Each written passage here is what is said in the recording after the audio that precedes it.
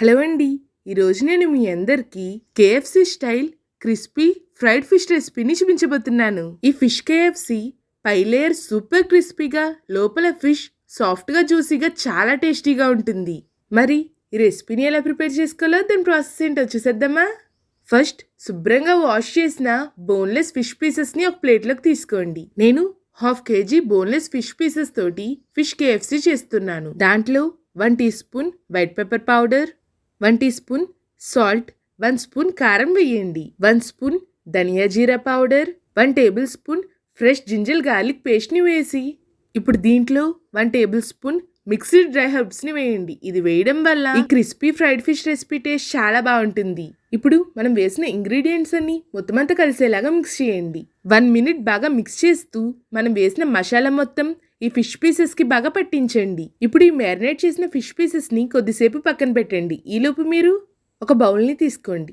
దాంట్లోకి 1 కప్ మైదా, 1 cup cornflour, 1/2 teaspoon black pepper powder, 1 spoon కారం, 1/2 టీ స్పూన్ బేకింగ్ సోడా వేయండి, 1/2 teaspoon salt వేసి మనం వేసిన ఇంగ్రీడియంట్స్ అన్ని మొత్తం అంతా కలిసేలాగా మిక్స్ చేయండి. మనం వేసిన ఇంగ్రీడియంట్స్ అన్ని మొత్తం అంతా కలిసేలాగా మిక్స్ చేసిన తర్వాత ఇప్పుడు దీంట్లో 1/2 గ్లాస్ వాటర్ని వేసి ఎక్కడ ఉండలనేదే లేకుండా స్మూత్గా బ్యాటర్ని మిక్స్ చేయండి.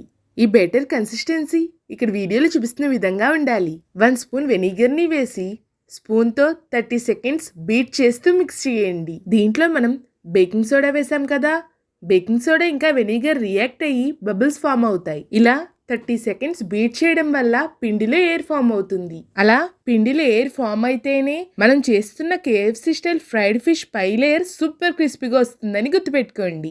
ఇప్పుడు ఒక ప్లేట్ని తీసుకోండి. దాంట్లో 1 కప్ మైదా వేసి పిండిని ఈవెన్గా స్ప్రెడ్ చేయండి. ఈ రెసిపీ కోసం మనం అన్నీ రెడీ చేసుకున్నాం.